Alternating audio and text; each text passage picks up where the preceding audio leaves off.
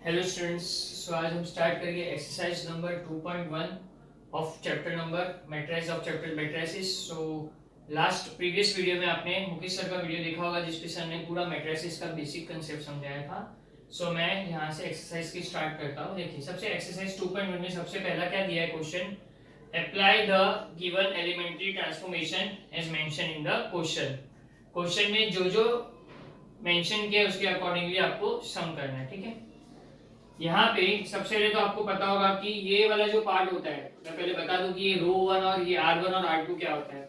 ये जो पार्ट होता है ये फर्स्ट वाला पार्ट होता है रो वन, ये जो सेकंड वाला पार्ट होता है इसको बोलते हैं रो टू। ये फर्स्ट रो है, ये सेकंड रो है। सेम वे में ऊपर से अगर मैं देखूंगा तो ये वाला पार्ट क्या हो जाएगा, कॉलम वन, और सेम वे में ये वाला पार्ट हो जाएगा कॉलम टू। ठीक है, ये इन्फॉर्मेशन मैंने आपको दे दी। यहाँ पे ध्यान से देखिए, रो वन इंटरचेंज रो टू करना है तो पहले रो वन और रो टू क्या है वो देख लीजिए। ये फर्स्ट रो है, ये सेकंड रो है। जब मैं हॉरिजॉन्टली देखूंगा तो रो होगा और जब मैं वर्टिकली देखूंगा तो कॉलम होगा। ये फर्स्ट कॉलम है और ये सेकंड, ठीक है।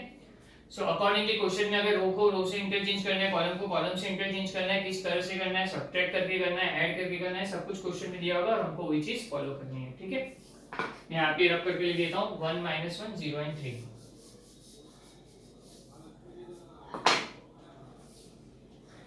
a is equal to 1 -1 0 and 3। और मुझे बोला हुआ है ये वाला पार्ट सॉल्व करो, r1 इंटरचेंज r2 बाय, यहाँ पे इस तरह से लिखना है by r1 interchange r2 we get, by r1 interchange r2 we get. A वाला पार्ट तो ये, जब मैं इसको इंटरचेंज किया तो मुझे क्या मिलेगा, देखो R1 और R2 इंटरचेंज करना है, मतलब जहां पे R1 होगा उसको रिप्लेस करके R2 लिख देना है और जहां पे R2 होगा उसको रिप्लेस करके R1 लिख देना है। सो ये इक्वल टू, और ये A इक्विवेलेंट टू क्या हो जाएगा, ये सेकंड रो को ऊपर ले लेते तो ये हो गया -1 और 3, फर्स्ट रो को नीचे ले लेते तो ये हो गया 1 और 0। दैट्स इट, हमारा सम कंप्लीट हो गया। यही बात समझ में क्या क्या किया हम लोग ने। R1 R2 आपको समझ में आ गया था। मुझे यहाँ पे क्वेश्चन में दिया था R1 को R2 से इंटरचेंज करो, मतलब पूरा R1 का जो रो है उसको R2 के रो से इंटरचेंज कर दो। तो मैंने इंटरचेंज कर दिया, यहाँ पे इक्वल टू, यहाँ पे इक्विवेलेंट टू का साइन, दैट्स इट, यहाँ पे खत्म हो गया सम। नेक्स्ट सम की तरफ बढ़ता हूँ।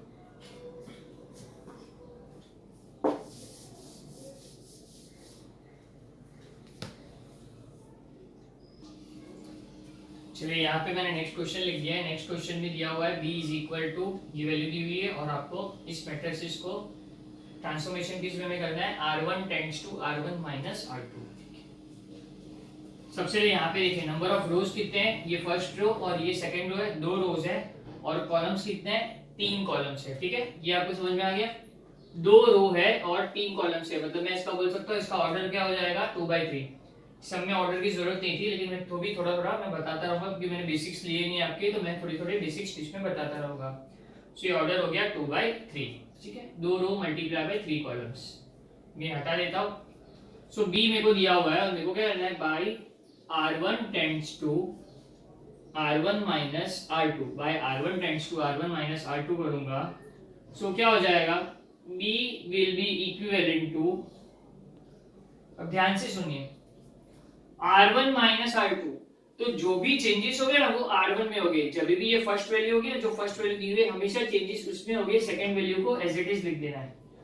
यहाँ पे फर्स्ट एलिमेंट है R1 और सेकंड है R2, तो चेंजेस हमेशा जो फर्स्ट एलिमेंट हो गए उसमें हो गए, जैसे R1 में चेंज हो गया R2 एज इट इज रहेगा।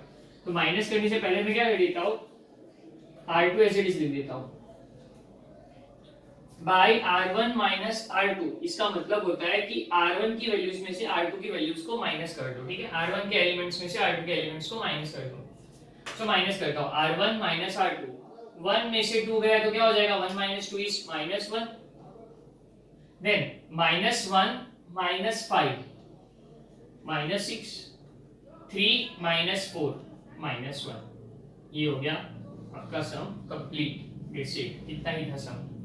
आ रही है बस समझ में। मैंने फर्स्ट वैल्यू लिख दी और सेकंड वैल्यू यहाँ पे, पहले R1 माइनस R2 था तो पहले R2 एज इट इज लिख देना, उसमें कोई चेंज नहीं होगा। चेंजेस जो होगा वो हमेशा फर्स्ट वाली वैल्यू में होगा। और R1 माइनस R2 किया तो तीनों के R1 में से R2 माइनस कर दिया तो मुझे ये आंसर मिल गया, ठीक है। चलो मैं नेक्स्ट सम की तरफ बढ़ता हूँ।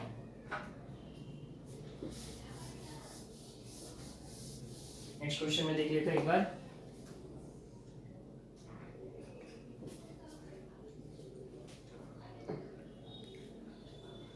थर्ड क्वेश्चन में दिया हुआ है a is equal to 5143, a is equal to 5143, C1 interchange C2, फिर B is equal to 3415, R1 interchange R2। ठीक है, और आगे क्वेश्चन में दिया है व्हाट डू यू ऑब्जर्व, आप क्या ऑब्जर्व करोगे। ठीक है, देखते हैं, पहले ए वाले पार्ट में करते हैं। ए इज इक्वल टू कुछ दिया हुआ, ए इज इक्वल टू 5143, पहले मैंने ए इज इक्वल टू लिख दिया। अब हम क्या करेंगे, bye C1 interchange to C2, मतलब ये कॉलम इधर आ जाएगा और सेकंड कॉलम फर्स्ट की जगह पे चला जाएगा। तो मैं ए इक्विवेलेंट टू क्या हो जाएगा मेरा आंसर, 4 और 3 इस तरफ आ गए, 5 और 1 उस तरफ चले गए, दोनों कॉलम आपस में इंटरचेंज हो गए, मतलब अदला बदली हो गए। ठीक है, अब मेरे को यहाँ पे b इज इक्वल टू दिया हुआ है, b इज इक्वल टू दिया हुआ है 3 4 1 5। अब मुझे करना है R1 interchange R2 by R1 interchange R2।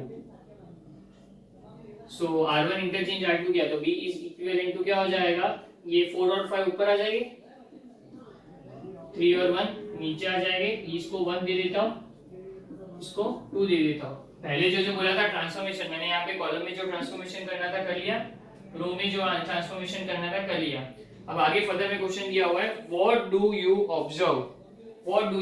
देखो 1 और 2 को दोनों के आंसर से क्या ऑब्जर्व करोगे, 4 3 5 1, 4 3 5 1, दोनों के आंसर सेम है, मतलब मैं बोल सकता हूँ from 1 and 2 matrices A and matrices B are equal, दोनों के आंसर्स इक्वल आ गए। दैट्स इट, यहाँ पे हमारा सम खत्म हो जाता है। ठीक है, ऑब्जर्वेशन से दिख रहा था आंसर। ठीक है, चलो नेक्स्ट सम की तरफ बढ़ते हैं। Question number 4।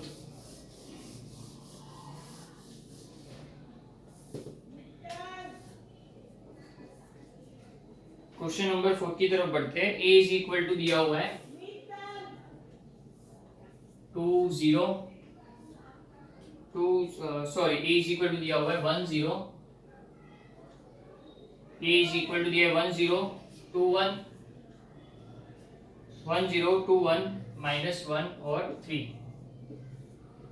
a is equal to ये दिया हुआ है, पहले मेरे को करना है 2c2, पहले मुझे करना है 2c2। फिर b इज इक्वल टू दिया हुआ है, b इज इक्वल टू दिया है 1 2 0 4 1 2 0 4 2 5। फिर मुझे करना है माइनस 3r1 और लास्ट में दिया find the addition of 2 new matrices. So इसको इस फॉर्म में कन्वर्ट करेंगे, इसको इस फॉर्म में कन्वर्ट करेंगे, और उसके बाद क्या है, दोनों के जो आंसर्स आएंगे उसके बाद उसका एडिशन ऑफ 2 मैट्रिसेस फाइंड करना है। ठीक है, बहुत सिंपल चीज है। a इज इक्वल टू क्या दिया हुआ है 1 0 2 1 माइनस 1 एंड 3। ठीक है, a की वैल्यू इस तरह से दी है 2c2, सेकंड कॉलम ये, इसको सिर्फ 2 से मल्टीप्लाई कर दो, 2c2 दिया है, इसका मतलब R1 और सॉरी C1 और C3 ऐसे ही रहेगा, C1 और C3 में कोई चेंज हो गया नहीं, सीधा C2 में क्या करना है, तो by 2c2 a is equivalent to क्या हो जाएगा, a इज इक्विवेलेंट टू तुम्हारा ये 1 और 0 एज इट इज, ये 2 और 1 क्या हो जाएंगे, इसको 2 से मल्टीप्लाई किया 4, इसको 2 से मल्टीप्लाई किया 2, माइनस 1 और 3 एज इट इज रहेंगे। अब आगे बढ़ते हैं इसमें, b इज इक्वल टू आपको दिया है 1 2 0 4 2 5, 1 2 0 4 2 5, तो b bye minus 3r1, changes सिर्फ r1 में हो गए, r2 एज इट इज रहेगा। सो b इज इक्विवेलेंट टू क्या हो जाएगा, मैं क्या करता हूँ r2 पहले एज इट इज लिख देता हूँ, जो एज इट इज रहेगा पहले उसको लिख दो तो कंफ्यूजन कम रहेगा। R1 को -3 से मल्टीप्लाई कर दो। सो -3 इंटू वन, -3 इंटू वन हो गया -3, -3 इंटू 0 हो गया 0, -3 इंटू 2 हो गया -6। ये आ गया, ये स्टेप नंबर 1 और ये स्टेप नंबर 2। स्टेप नंबर 1 और 2 दोनों के आंसर्स मिल गए। अब क्या करेंगे, add equation 1 and equation 2। Add equation 1 and equation 2 मतलब a प्लस b करेंगे। तो मैं बोल सकता हूं 1 0 4 2 -1 3 प्लस क्या हो जाएगा -3 2 0 एंड 4 -6 और 5। मैं चेक कर लेते हैं पूरा आ रहा है कि नहीं आपकी वीडियो में। आई गेस ये वाला पार्ट थोड़ा मिसिंग हो रहा है, सो मैं यहाँ पे वापस लिख देता हूँ a प्लस बी वाला part. So a plus B is equal to, a वाला पार्ट है आपका, a का आंसर मुझे नया a क्या मिला 1 0 4 2 -1 3 प्लस -3 2 0 4 -6 एंड 5। यहाँ तक मेरा हो गया। मैं ऐड करता हूँ। जब मैं ऐड करूंगा ना तो क्या होगा, फर्स्ट वैल्यू से ऐड होगी, सेकंड वैल्यू से ऐड होगी, थर्ड वैल्यू से ऐड होगी। यहाँ पे भी सेम है, फर्स्ट वैल्यू से ऐड होगी, सेकंड वैल्यू से ऐड होगी, थर्ड वैल्यू से ऐड हो जाएगी। मतलब मैं बोल सकता हूँ ये क्वेश्चन मेरा ऐसा होगा 1 प्लस -3, 1 प्लस -3। ये होगा 4 प्लस 0, सेकंड वैल्यू को सेकंड वैल्यू से ऐड कर दिया, थर्ड वैल्यू -1 प्लस -6। ठीक है। अब नीचे भी सेम इमेज, ये हो जाएगा 0 प्लस 2, ये हो जाएगा 2 प्लस 4 और ये हो जाएगा 3 प्लस 5। यहाँ तक क्लियर है। सो 1 प्लस माइनस क्या होता है, प्लस माइनस इज माइनस, 1 -3 हो गया -2, 4 प्लस 0 इज 4, -1 -6 हो जाएगा -7, 0 प्लस 2 हो गया 2, 2 प्लस 4 हो गया 6, 3 प्लस 5 हो गया 8। ये हो गया addition of two matrices complete. आई बात समझ में। पहले मैंने कॉलम ट्रांसफॉर्मेशन किया, फिर रो ट्रांसफॉर्मेशन किया, फिर दोनों के आंसर्स को ऐड कर दिया। एडिशन में भी क्या रूल करना है, फर्स्ट वैल्यू से ऐड होगी, सेकंड वैल्यू से, थर्ड वैल्यू से एंड सो ऑन, आगे भी सेम वे में बढ़ता जाएगा। तो इस तरह से हमारा ये क्वेश्चन, ठीक है। हम लोग नेक्स्ट क्वेश्चन की तरफ बढ़ते हैं।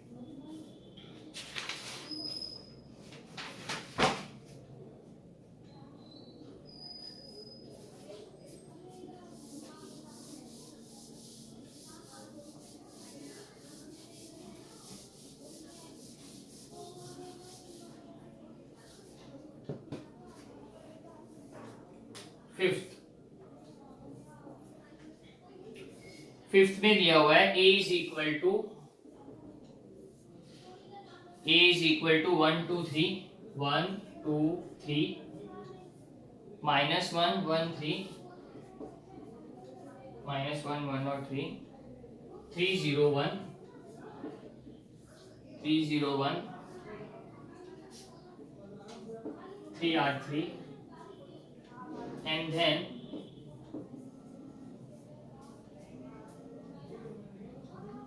C3 plus 2C2। ये मैंने क्वेश्चन लिख दिया है, a इज इक्वल टू दिया था, पहले 3R3 करो और उसके बाद then C3 प्लस 2C2 करो। ठीक है। सबसे first step a is equal to लिख देता हूँ। a इज इक्वल टू दिया है 1 2 3 -1 1 3 3 0 1। a इज इक्वल टू दिया है। अब क्या करना है, बाय 3R3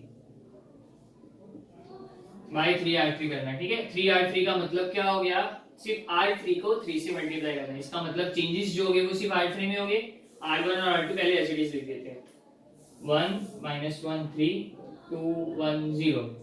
अब इसको 3 से मल्टीप्लाई करते हैं, 3 3 जा 9, 3 3 जा 9, 3 into 1 3। फर्स्ट स्टेप मैंने कंप्लीट कर दिया। ये कंप्लीट होने के बाद क्या करना है, C3 plus 2C2 bye C3 plus 2C2। ये स्टेप बहुत इंपॉर्टेंट रहेगा क्योंकि डायरेक्ट स्टेप करना है आपको। ये फर्दर ये इक्वल टू क्या हो जाएगा, इक्विवेलेंट टू क्या हो जाएगा, C3 प्लस 2C2। देखो ध्यान से, C3 प्लस 2C2 का मतलब है पहले जो आता है उसी में चेंजेस होते हैं, तो चेंजेस जो हो गए वो सब C3 में हो गए। तो मैं बोल सकता हूँ मुझे C1 और C2 ऐसे लिख देना चाहिए, C1 और C2 को ऐसे लिख दो, 1 2 और 9 -1 1 और 9। ठीक है, मैंने C1 और C2 को ऐसे लिख दिया। अब मुझे बोला है 2C3 प्लस 2C2।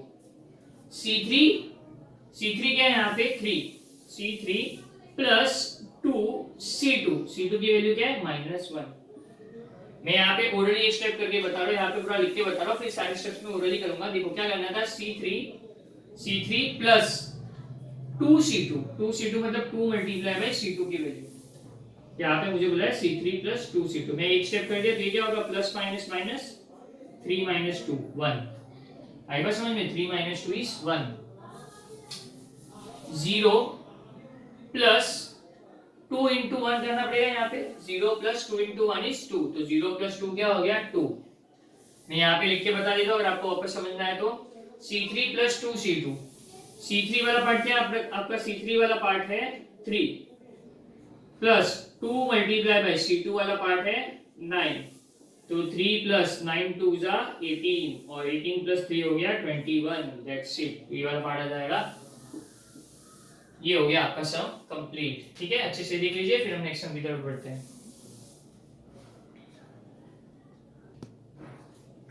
चलिए स्टूडेंट्स, नेक्स्ट सम की तरफ बढ़ते हैं। ये वाला पार्ट मैं रब कर देता हूँ। ठीक है, नेक्स्ट सम में क्या दिया हुआ है, क्वेश्चन नंबर 5 हो गया आपका, क्वेश्चन नंबर 6। क्वेश्चन नंबर 6 में दिया हुआ है a is equal to 1 to 3 -1 1 और 3 3 0 और 1। फिर बोला हुआ है C3 plus 2C2 then 3R3। ठीक है, ये आपको दिया हुआ है क्वेश्चन में। पहले C3 प्लस 2C2 करना है और फिर 3R3 करना है, और आगे बोला है what do you conclude from example 5 and example 6। आप एग्जांपल नंबर 5 और एग्जांपल नंबर 6 को अगर दोनों को ऑब्जर्व करोगे तो आप क्या कंक्लूजन पे आओगे वो पूछा है। एग्जांपल नंबर 5 का आंसर तो आपके पास है, आप जब भी एग्जांपल नंबर 6 का आंसर आ जाएगा तब हम देखेंगे कि उसके आंसर्स को कंपेयर करके क्या है। ठीक है, तो सबसे पहले यहाँ पे पहले C3 प्लस 2C2 करना है, C3 प्लस 2C2 और उसके बाद करना है। मतलब क्या हो गया, एलिमेंट्री ट्रांसफॉर्मेशन के जो ऑर्डर थे वो आपस में इंटरचेंज हो गए। प्रीवियस सम में मुझे 3R3 करना था पहले और फिर ये करना था। ये सम में पहले मुझे ये C3 कॉलम करना है और फिर रो ट्रांसफॉर्मेशन करना है।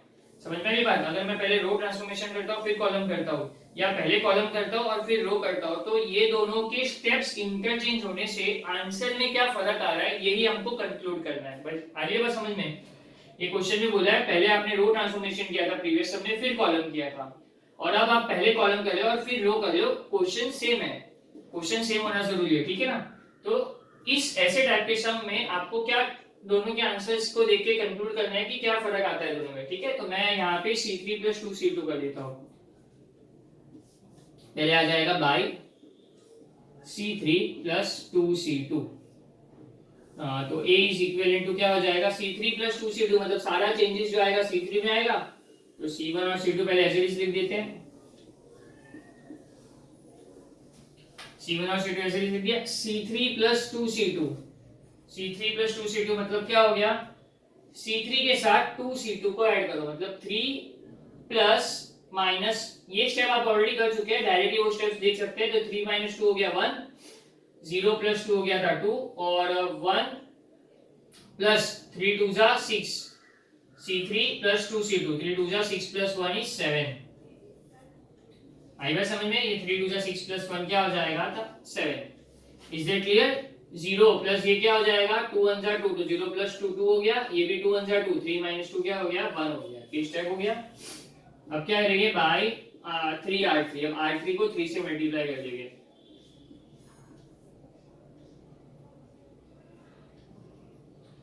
तो R1 और R2 में कोई फर्क नहीं आएगा। R1 R2 ऐसे लिख देते हैं क्योंकि मैं मल्टीप्लिकेशन सीधा R3 में कर रहा हूँ। तीनों को 3 से कर दो, 3 3 जा 9, 3 3 जा 9, 3 7 जा 21।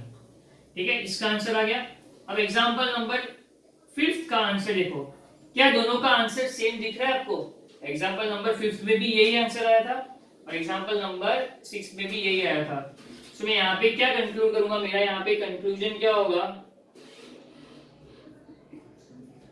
By observing the answers,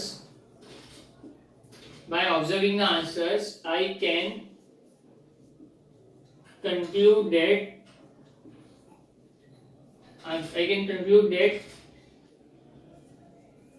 the answers remains the same, answer remains the same after interchanging the transformations।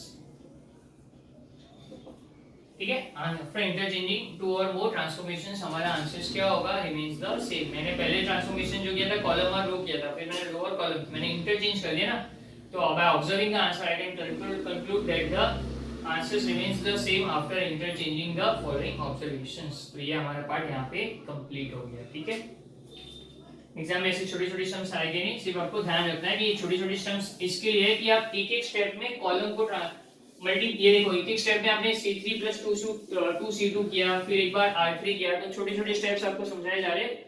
जैसे आप आगे बढ़ोगे बड़े-बड़े स्टेप्स पे कन्वर्ट हो जाएंगे, मतलब बड़े-बड़े सम्स में कन्वर्ट होगे, तो आपको ध्यान देना है तभी। एग्जांपल 6 खत्म हो गया, एग्जांपल 7 कॉपी कर लेता हूं।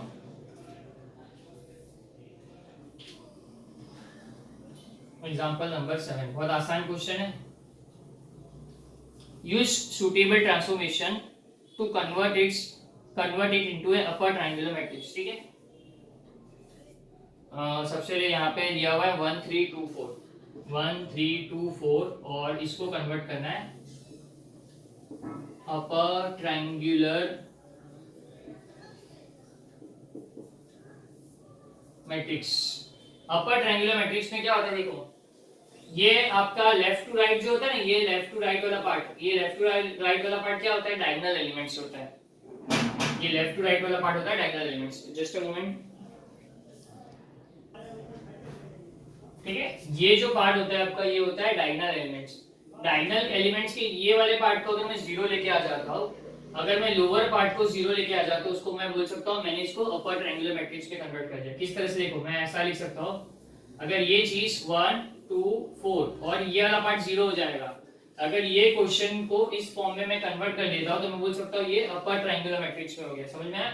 ये जो लेफ्ट टू राइट वाला डायगोनल होता है ना, लेफ्ट से राइट में क्रॉस करता हूं, ये डायगोनल को बोलते हैं डायगोनल एलिमेंट्स। इसके अंदर जो भी एलिमेंट्स आएंगे वो डायगोनल एलिमेंट्स हो गए। अब ये डायगोनल एलिमेंट्स का बिलो पार्ट अगर 0 हो जाता ना, डायगोनल एलिमेंट्स का बिलो पार्ट 0 हो गया तो इसको बोलेंगे अपर ट्रायंगुलर मैट्रिक्स, और डायगोनल एलिमेंट्स का अबव वाला पार्ट 0 हो गया तो उसको बोलेंगे lower triangular matrix. Upper triangular और लोअर ट्रायंगुलर मैट्रिक्स होगा। आ रही है बात समझ में? तो पहले मुझे अपर ट्रायंगुलर मैट्रिक्स में कन्वर्ट करना है। अपर ट्रायंगुलर मैट्रिक्स में कन्वर्ट करना मतलब बिलो वाला पार्ट 0 लाना। ठीक है, अब मुझे सबसे पहले तो मेरे को ये क्वेश्चन में 1 और 4 ये मैं प्रॉपर लिख देता हूं। ये मेरे को एक मैट्रिक्स दिया है, तो पहले तो मैट्रिक्स को एक कैपिटल लेटर से डिनोट करते हैं हमेशा। तो let A is equal to, पहले तो इसको 1 3 2 4 मैंने इसको प्रॉपर्ली डिनोट कर दिया। अब मुझे यहाँ पे क्या करना है, मुझे पता है कि अपर ट्रायंगुलर मैट्रिक्स में करना है, मतलब इसको 0 लाना है। अभी यहाँ से तुम्हारा दिमाग लगाना चालू करो। इसको 0 लाने के लिए इसको इससे माइनस करता हो, अगर 3 को 1 से माइनस करता हो, तुम कुछ भी यहाँ पे यूज कर सकते हो। तुमको क्वेश्चन में कहीं पे ये नहीं बोला कि आप कॉलम ट्रांसफॉर्मेशन से इसका आंसर लाओ या रो ट्रांसफॉर्मेशन से इसका आंसर लाओ, लेकिन आपको एक ही चीज ध्यान रखना है, इसको 0 लाने के लिए अगर आप रो कर रहे हो तो कांस्टेंटली रो ट्रांसफॉर्मेशन से ही सॉल्व करो सबको। अगर आप कॉलम ट्रांसफॉर्मेशन हाथ में ले रहे हो तो कांस्टेंटली कॉलम से ही करो। बीच में एक दो कभी कॉलम किया कभी रो किया वैसा मत करना, बहुत कंफ्यूजन होगा और गलत भी हो जाएगा। सो बेटर है कि मुझे इसको 0 लाना है तो मैं या तो रो से लाऊंगा या तो कॉलम से लाऊंगा। तो जब हमारे पास चॉइस होती है तो हमेशा हमको रो ट्रांसफॉर्मेशन करना होता है, क्योंकि मेजॉरिटी सम्स रो ट्रांसफॉर्मेशन तो हमारा प्रैक्टिस उसमें ग्रिप उसमें अच्छा बैठ जाता है। हम लोग इसको रो ट्रांसफॉर्मेशन से इसको लेके आ जाएंगे 0। अब ध्यान से देखिए, इसको 3 है, क्या मैं 1 को 3 बना सकता हूँ? क्या मैं 1 को 3 बना सकता हूँ? बना सकता हूँ। इसको मैं 3 बनाने के लिए मैं क्या कर देता हूँ, मैं स्मॉलर स्टेप्स में कर रहा हूँ। ये सब एक ही स्टेप में हो जाता है, लेकिन मैं आपको पहली बार कर रहा हूँ ऐसे टाइप से, मैं स्मॉलर स्टेप में समझाता हूँ। बाय R1 टेंड्स टू, या बाय मैं बोल सकता हूँ बाय 3R1, बाय 3R1 मैंने क्या किया 3R1 किया। आ रही है बात समझ में? Bye 3R1। सो A क्या हो जाएगा, 3 1 जा 3, 3 2 जा 6। Is that clear? ए की वैल्यू हो गई 3 1 जा 3, 3 2 जा 6। ये R1 की वैल्यू चेंज होगी, R2 एज इट इज रहा। अगर मुझे अब इसको 0 लाना है तो मैं क्या करूंगा, 3 - 3 4 - 6। तो 4 - 6 कुछ भी हो, कोई फर्क पड़ेगा नहीं, मुझे सिर्फ ये 0 से मतलब है। 3 - 3 0, इस 3 में से इस 3 को माइनस करना है तो मैं बोल सकता हूँ by R2 tends to R2 minus R1, by R2 tends to R2 minus R1, मतलब चेंजेस R2 में होगी, R1 एज इट इज रहेगा। चेंजेस R2 में होने वाले, तो पहले मैं R1 को एज इट इज लिख देता हूँ। R1 3 और 6 मैंने एज इट इज लिख दिया। अब R2 माइनस R1, 3 - 3 क्या हो गया 0, 4 - 6 क्या हो गया -2।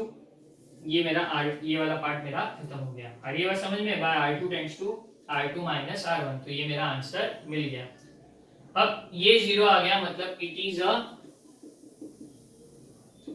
अपर ट्रायंगुलर मैट्रिक्स, दैट्स ऑल। इतना लिख के छोड़ देना है। हर ये बात समझ में, क्वेश्चन समझ में आ गया। अपर ट्रायंगुलर मैट्रिक्स का मतलब, लोअर ट्रायंगुलर मैट्रिक्स का मतलब क्या होता है, सब समझ में आ रहा है धीरे धीरे।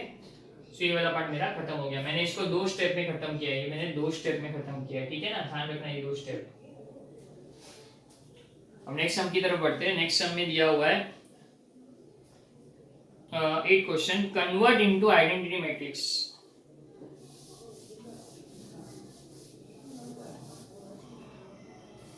क्वेश्चन में दिया हुआ है convert into identity matrix by a suitable row transformation. मुझे ये सम को एक मैट्रिसेस दिया हुआ है, वो है 1 2 -1 3, और इसको मुझे कन्वर्ट करना है आइडेंटिटी मैट्रिक्स में। सबसे पहले मैं बता देता हूं, आइडेंटिटी मैट्रिक्स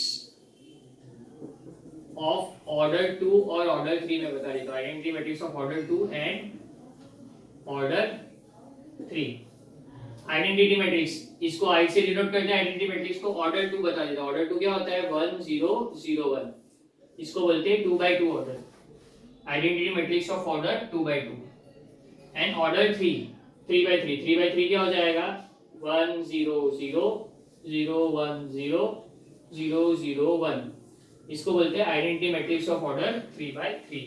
आ रही बात समझ में? यहाँ पे आइडेंटिटी मैट्रिक्स ऑफ ऑर्डर 2 लिखा और ये आइडेंटिटी मैट्रिक्स ऑफ ऑर्डर 3 लिखा। सो क्वेश्चन में यहाँ पे ऑर्डर, क्वेश्चन में क्या दिया है ऑर्डर क्वेश्चन, और क्वेश्चन जो है उसमें ऑर्डर 2 by 2 है, तो मैं इसको कन्वर्ट करूंगा 2 by 2 ऑर्डर में। तो सबसे पहले तो इसको आंसर रख देते हैं a का, let a is equal to 1 2 -1 और 3, ठीक है, यहाँ पे हो गया। अब मुझे क्या करना है, क्वेश्चन में बोला है क्लियरली बाय रो ट्रांसफॉर्मेशन। रो ट्रांसफॉर्मेशन से ही इसको सॉल्व करना है, बहुत सिंपल चीज है। अब आराम से सुनना मैं क्या बोल रहा हूँ। जब मैं रो ट्रांसफॉर्मेशन करता हूँ ना तो मैं कॉलम वाइज जाता हूँ। जब मैं रो ट्रांसफॉर्मेशन करूंगा तो मैं कॉलम वाइज जाऊंगा, और जब मैं कॉलम ट्रांसफॉर्मेशन करूंगा तब मैं रो वाइज जाऊंगा, ठीक है। अब मुझे यहाँ पे देखो, मेरे को क्या करना है एग्जैक्टली, मुझे एग्जैक्टली इस पार्ट को इस पार्ट में कन्वर्ट करना है, इस पार्ट को इस पार्ट में कन्वर्ट करना है। 1 0 0 1 1 0 0 1 ये लाना है। आ रही बात समझ में? अब जब मैं रो ट्रांसफॉर्मेशन करूंगा तो मैं कॉलम वाइज जाऊंगा। कॉलम वाइज मतलब क्या हो गया, पहले मैंने इसको 1, ये तो 1 ऑलरेडी है, अब मुझे सिर्फ इसको 0 बनाना है। बहुत ध्यान से सुनो, ये 1 है, मुझे इसको 0 बनाना है, लेकिन इसको 0 बनाने के लिए हमारे प्रीवियस स्टेप पे पानी नहीं फिरना चाहिए। इसका मतलब क्या हो गया कि अगर मुझे ये 1 आ जाता है, ये 1 आ गया, ये 0 आ गया, अब मैं अगर इसको 1 लाने जाता हूँ, अगर मैं इसको 1 लाने जाऊंगा तो मुझे ध्यान रखना है कि ये 1 और 0 में चेंजेस नहीं होने चाहिए। अगर ये 1 और 0 में चेंजेस हो गए तो ये गलत हो जाएगा। समझ में आ रहा है? मतलब मैं अगर एक फर्स्ट आंसर लाया, मैंने इसको 1 लेके आ गया, फिर 0 लेके आ गया, फिर थर्ड स्टेप में मैं अगेन 1 लाने जा रहा हूँ, तो जब मैं थर्ड स्टेप में 1 लाने जाऊंगा तो प्रीवियस जो स्टेप्स में हमने 1 और 0 लाया था उसमें कोई चेंजेस ना हो, इसका हमें ध्यान रखना है। अगर मैं इसको 1 ला रहा हूँ लेकिन प्रीवियस स्टेप में चेंजेस आ गए तो हमारा आंसर पूरा गलत हो जाएगा। आ रही है बात समझ में कि अगर ये 1 है, अब मुझे इसको 0 लाना है, तो इसका प्रीवियस स्टेप 1 आ चुका है ना, तो मैं इसको 0 लाऊंगा तो मुझे ये ध्यान रखना है इसको 0 लाते वक्त ये 1 में कोई चेंजेस नहीं होनी चाहिए। आ रही है बात समझ में? मैं करता हूँ साथ साथ पे समझाता हूँ। ये ऑर्डर 2 by 2 है, ठीक है। ऑर्डर 2 by 2 का मतलब क्या होता है, यहाँ पे देखो, ये ऑर्डर 2 by 2 का मतलब होता है 2 मल्टीप्लाई बाय 2 क्या होता है 4, 2 मल्टीप्लाई बाय 2 क्या होता है 4, मतलब मुझे इसको आइडेंटिटी मैट्रिक्स करना है इन द 4 स्टेप्स। अगर आप 5th स्टेप में आ गए मतलब आपका गलत है सब। आपको 2/2 ऑर्डर दिया है, मतलब 2/2 क्या होता है 4, और आपको 4 स्टेप्स में ये सबको कंप्लीट करना है, आपको ध्यान देना है, ठीक है। चलिए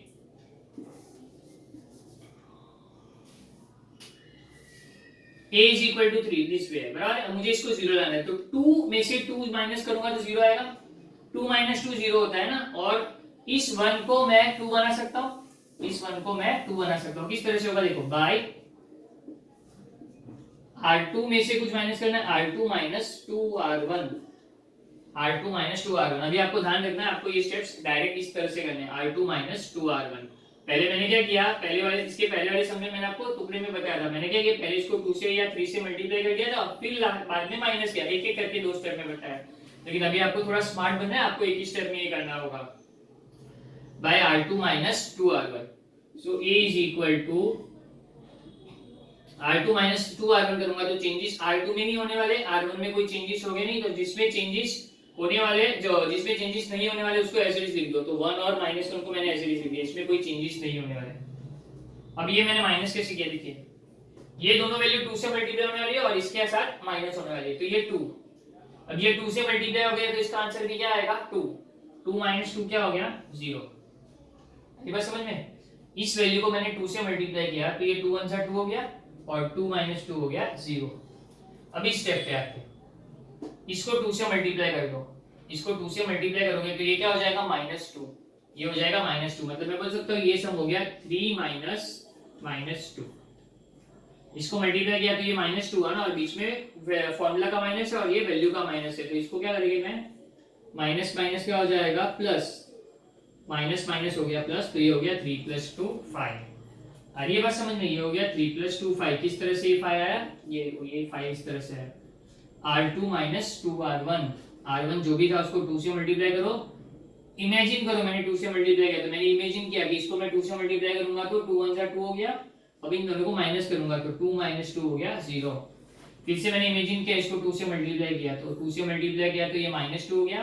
3 माइनस -2, 3 माइनस -2, तो बीच में माइनस माइनस प्लस हो गया और ये हो गया 3 + 2 = 5। Is that clear?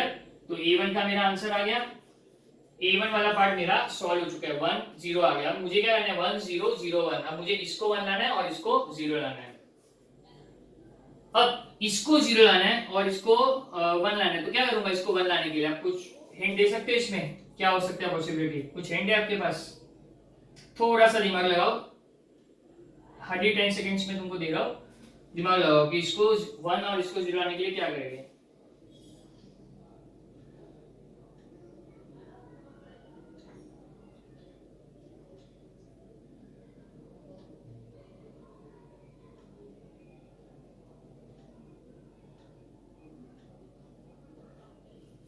देखो ये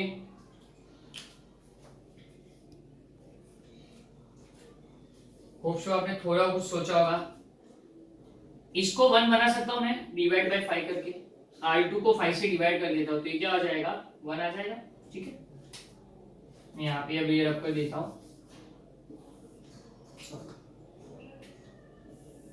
पहले मैं इसको 1 बना देता हूं। इसको 1 बनाने के लिए मैंने क्या किया,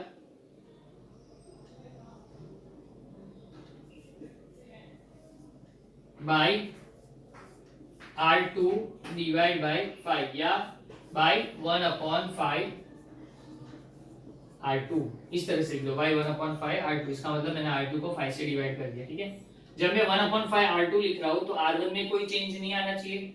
जब मैं 1/5 R2 लिख रहा हूं तो R1 में कोई चेंज नहीं आएगा। R1 क्या है 1 और -1 ऐसे ही रहेगा। R2 में चेंज आएगा, 0 डिवाइड बाय 5 क्या हो जाएगा, 0 divide by anything is 0, 0 divide by 5 0 हो गया, और 5 डिवाइड बाय 5 क्या हो जाएगा 1, 5 डिवाइड बाय 5 1 हो गया। तो ये मेरा A का आंसर 1 0, ये 1 आ गया। मुझे इसको 0 लाना है। इसको 0 लाने के लिए मुझे क्या, जब मैं इसको 0 लाने जाऊंगा तो मुझे क्या करना है, मुझे ये ध्यान रखना है कि ये 1 0 और 1 आ गया, इसमें कोई चेंज नहीं होना चाहिए। इस तरह से स्मार्टली इसको करना है कि जो प्रीवियस आंसर आ गया उस पे पानी नहीं फेरना है। इन शॉर्ट देखो क्या हो गया। अब मैं इसको 0 लाने के लिए -1 + 1 0 होता है, तो इसको 0 लाने के लिए -1 को इस 1 से ऐड कर देता हूं, मतलब R1 + R2 कर देता हूं। जब मैं R1 + R2 करूंगा तो -1 + 1 0 हो गया, और ये 1 प्लस 0 वापस 1 ही रहने वाला है, मतलब इसमें कोई चेंज हुआ नहीं हुआ। 1 प्लस 0 वापस 1 ही देगा और -1 प्लस 1 क्या हो जाएगा 0। कहने का मतलब है मैंने यहाँ पे क्या किया, by R1 plus R2, R1 plus R2 करने से चेंजेस R1 में हो गए, R2 में कोई फर्क पड़ेगा नहीं, चेंजेस R1 में हो गए। तो पहले मैं R2 ऐसे लिख देता हूँ 0 1। अब R1 plus R2, 1 plus 0 1, -1 plus 1 0, ये हो गया आइडेंटिटी मैट्रिक्स में कन्वर्ट हो गया और ये हमारा सम कंप्लीट हो गया। It is an identity matrix. यहाँ तक हमारा सम कंप्लीट हो गया, ठीक है। सो जैसे जैसे हम लोग आगे बढ़ेंगे तो आपको कॉलम ट्रांसफॉर्मेशन, रो ट्रांसफॉर्मेशन और डिटेल में आएगी, क्योंकि अभी आगे जो सम्स आएंगे वो बहुत बड़े बड़े सम्स आएंगे और इसमें बहुत डिटेल में करना है हमको। तो फिलहाल ये समझ लीजिए 2/2 ऑर्डर को हम लोग ने किस तरह से सॉल्व किया, फिर आगे बढ़ते हम लोग 3/3 ऑर्डर के सम्स भी करेंगे, ठीक है। ये सम देख लीजिए अच्छे से, फिर नेक्स्ट सम की तरफ बढ़ते हैं।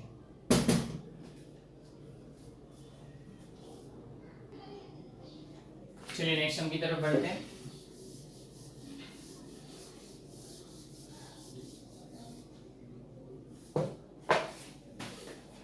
आज का लास्ट सम एक्सरसाइज का, ठीक है। 9th क्वेश्चन में क्या दिया हुआ है,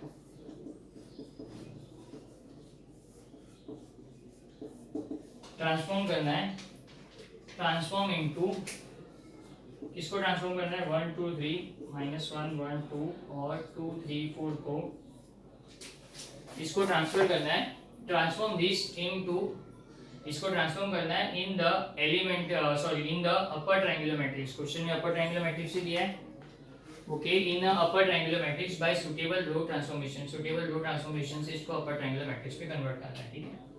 सो पहले तो फर्स्ट स्टेप क्या होगा, let A is equal to this, ठीक है। अब अपर ट्रायंगुलर मैट्रिक्स मैंने 3/3 ऑर्डर में क्या बोला था, अपर ट्रायंगुलर मैट्रिक्स जो भी डायगोनल एलिमेंट्स होंगे, ये जो भी मैं XYZ डायगोनल एलिमेंट ले रहा हूँ, ये मेरा जो डायगोनल एलिमेंट है उसके नीचे यहाँ पे 3 0 आने चाहिए। अगर 2/3 में 1 2 3 5 6 मैंने क्वेश्चन ले लिया, बराबर है। अब ये जो पार्ट है ना डायगोनल एलिमेंट्स का पार्ट, अपर ट्रायंगुलर एलिमेंट्स में क्या होते हैं, बिलो डायगोनल एलिमेंट्स वाले पार्ट 0 लाना है।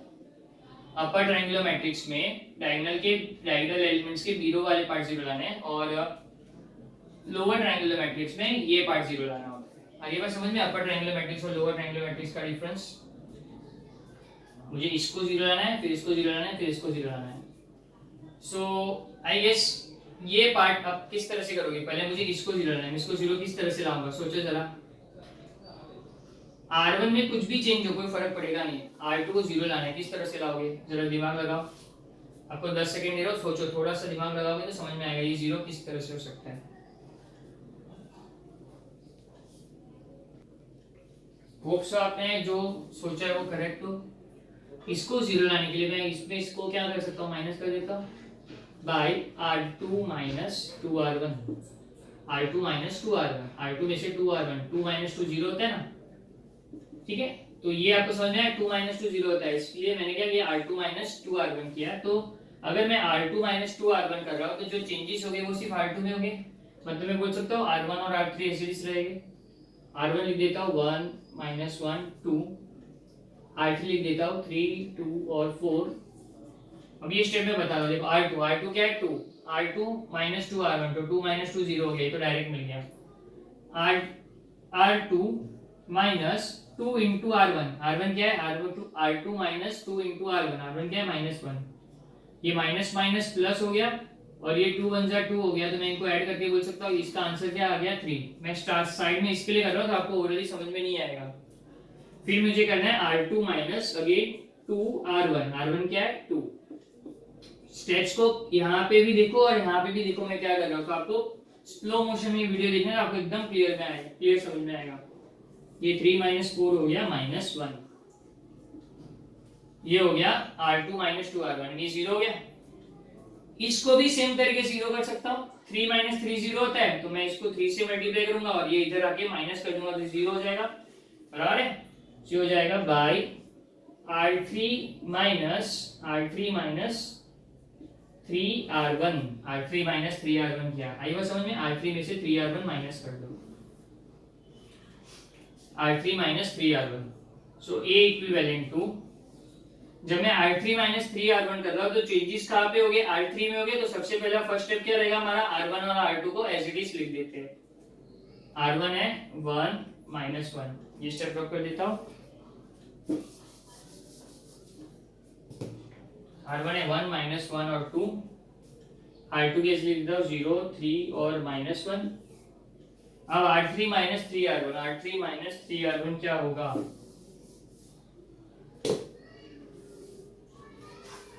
R3 के लिए R3 की वैल्यू क्या है 3, R3 की वैल्यू 3, सॉरी यहाँ पे देखिए R3 की वैल्यू क्या है 3 है। ये प्रीवियस स्टेप से नेक्स्ट स्टेप में लिखना है, तो मैं क्वेश्चन लिख रहा था R3 minus 3R1, R3 minus 3R1, फिर R1 क्या है, तो ये हो जाएगा 3 माइनस 3 0, R3 माइनस 3R1 क्या, तो ये हो गया 0। फिर R3 लिखते हैं, R3 है 2 माइनस 3 मल्टीप्लाई बाय, ये लाइन में R1 क्या है माइनस 1।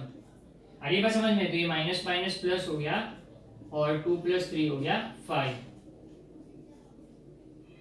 अब ये step R3 minus 3R1, R1 क्या है 2, 4 माइनस 6 हो गया, 4 माइनस 6 हो गया माइनस 2। Is that clear. पहले मैंने इसको 0 लाया, फिर मैंने इसको 0 लाया, मुझे इसको 0 लाना है, क्या करोगे यार। और ये चीज ध्यान रखनी है, जब मैं इसको 0 लाना तो ये दोनों 0 है वो चेंज नहीं होनी चाहिए, इसमें कोई फर्क आ गया मतलब हम गलत स्टेप कर रहे हैं, ठीक है। अब मुझे इसको 0 लाना है। 5 माइनस 5 0 होता है, आप सबको पता है 5 माइनस 5 0 होता है। अब ध्यान देना, जब आप ये दोनों पार्ट 0 लेके आ जाते हो ना, तो जब मैं इसको 0 लाऊंगा ना, तो मुझे R2 और R3 को यूज करना है। मैं इसमें R1 का अगर यूज कर दूंगा ना, मैं हिंट दे रहा हूँ, ध्यान से सुनो। जब मैं ये दो 0 लेके आ जाता हूँ, उसके बाद जब मुझे इसे 0 लाना है, तब जब मैं इसे 0 लाऊंगा तो मुझे क्या ध्यान रखना है, ये 0 लाने के लिए मुझे सिर्फ R2 और R3 का यूज करना है। थर्ड वाला 0 लाने के लिए R2 और R3 का यूज करो, R1 का यूज मत करो। R1 का यूज करने से मे बी यहाँ पे चेंजेस आ सकते हैं, इसके लिए आपको ध्यान रखना है सिर्फ R2 और R3 का यूज करके इसको 0 लाना है, ठीक है। 5 माइनस 5 0 होता है, 5 माइनस 5 0 होता है, बराबर है 5 माइनस 5 0 होता है। लेकिन यहाँ पे 5 माइनस 3 है, 5 माइनस 3 तो 0 नहीं होता ना। कहने का मतलब क्या है, मैं आपको क्या समझाना चाह रहा हूँ, देखो R3 5 है, 5 माइनस 5 0 होता है, मतलब R3 माइनस, यहाँ पे मुझे 5 चाहिए, यहाँ पे मुझे 5 चाहिए, लेकिन मेरे पास क्या है 3 है, तो मुझे इसको 3 से डिवाइड करना होगा।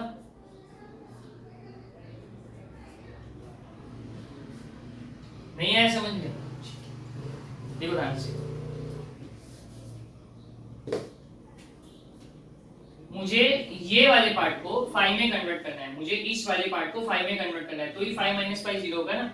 मुझे इस 3 को 5 में कन्वर्ट करना है, 3 को 5 में कन्वर्ट करने के लिए 3 मल्टीप्लाई बाय 5 बाय 3 कर दूं। अब आई बात समझ में, मुझे इस 3 को 5 में कन्वर्ट करना है, क्योंकि 5 माइनस 5 0 होता है, तो लेकिन यहाँ पे तो 3 है, मुझे यहाँ पे क्या चाहिए 5 है, तो इसको 5 बनाने के लिए इसको मल्टीप्लाई बाय क्या करूंगा 5 बाय 3, इसको मल्टीप्लाई बाय 5 बाय 3 कर दो। आई बात समझ में, अब आपको क्लियर हो गया होगा, ठीक है। तो मैं वापिस से 2 स्टेप में इसको कन्वर्ट करता हूँ, क्यों, क्योंकि इसको मैं कितने भी स्टेप में आंसर ला सकता हूँ, यहाँ पे कोई ये नहीं है, तो मैं इसको 3 मल्टीप्लाई बाय 5 बाय 3 कर देता हूँ, मतलब 3 मल्टीप्लाई बाय 5 बाय 3 मतलब बाय 5 बाय 3 R2 कर दिया मैंने क्या कर दिया, बाय 5 बाय 3 R2। ये एक ही स्टेप हो जाता है, मैं इसको 2 स्टेप में कर रहा हूँ ताकि आपको और अच्छे से समझ में आए। पहले मैं इस 3 को 5 बना देता हूँ, इस 3 को 5 बनाने के लिए इसको मल्टीप्लाई बाय 5 बाय 3 करना था, मतलब 5 बाय 3 R2। 5 बाय 3 R2 क्या, मतलब R1 और R3 सेम रहेंगे, चेंजेस जो आएगा वो R2 में आएगा। 1 माइनस 1 2,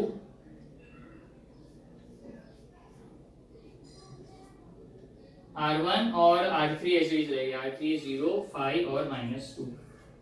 अब 0 R2 को 5 बाय 3 मल्टीप्लाई बाय R2, तो 5 बाय 3 मल्टीप्लाई बाय R2 क्या है 0, 5 बाय 3 मल्टीप्लाई बाय 0 क्या होगा 0, एनीथिंग मल्टीप्लाइड बाय 0 इज 0। अब ये होगा 3 मल्टीप्लाई बाय 5 बाय 3, इस 3 को भी R2 मल्टीप्लाई बाय 5 बाय 3 है, तो इस 3 को भी 5 बाय 3 से करो, तो ये 3 और 3 कट हो गया, तो सेकंड वाला पार्ट क्या हो जाएगा 5, ये 5 हो गया, ये हो गया 5। अब ये वाले पार्ट को मल्टीप्लाई करो बाय क्या, मुझे क्या करना है बाय 5 बाय 3 R2, तो 5 बाय 3 लिख देता हूँ, मल्टीप्लाई बाय R2 क्या है -1, R2 -1 है तो ये वाला पार्ट हो जाएगा -5/3। अरे बस समझ में, ये वाला पार्ट हो गया -5/3। Is that clear? यहां तक समझा? ये मैंने दो स्टेप में डिवाइड किया, मैं एक ही स्टेप में कर सकता था।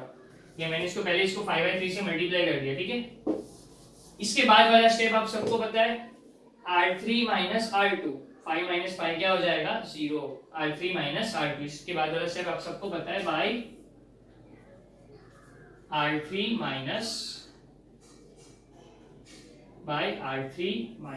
R2।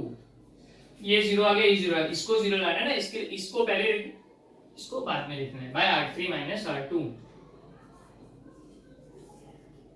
तो R3 -R2 कर रहा हूं, पहले R3 है ना, चेंजेस R3 में आएगा, मतलब R1 और R2 पहले ऐसे लिख देता हूं, 1 -1 2 0 5 -5/3। चेंजेस R3 में आएगा, तो R3 में क्या चेंजेस आएगा देखते हैं। R3 -R2, 0 - 0 क्या हो गया 0, R3 -R2। 5 - 5 क्या हो गया 0, 5 - 5 0। अब इन दोनों को R3 क्या है -2, R3 -R2, R2 क्या है -5/3। इस तरह से कुछ क्वेश्चन में है, ये माइनस माइनस प्लस हो जाएगा, तो ये -2 + 5/3 हो गया, -2 + 5/3। अब ये 3 2 क्या हो जाएगा 6, -6 + 5/3। ये -6 + 5/3 हो गया, और -6 + 5 होता है -1, तो ये हो गया -1/3। That's all. हो गया। अब ये अपर ट्रायंगुलर मैट्रिक्स में, क्योंकि इसके डायगोनल के नीचे वाले तीनों एलिमेंट्स क्या हो गए 0 आ गए, मतलब ये अपर ट्रायंगुलर मैट्रिक्स में कन्वर्ट हो गया। तो ये वाला पार्ट हमारा यहाँ पे खत्म हो गया। आप देख सकते हैं अच्छे से, बहुत सिंपल सम था। पहली बार था तो डिफिकल्ट लगेगा, लेकिन जब आप यही सम को एक बार देख के सॉल्व करो, एक स्टेप करेक्ट आएगा, सेकंड टाइम में 2 स्टेप करेक्ट आएंगे, दिमाग चलेगा तो थर्ड टाइम में थर्ड स्टेप करेक्ट आएगा, और प्रॉपर ज्यादा दिमाग चलने लगे, मतलब धीरे धीरे जैसे चीजें समझते आएगी, पूरा सम आप एक ही बार में एक ही फ्लो में कर पाओगे।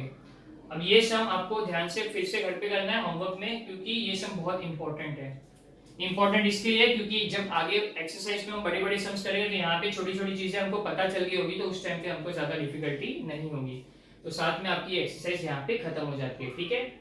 मैं यहाँ पे सब रब आउट कर देता हूँ।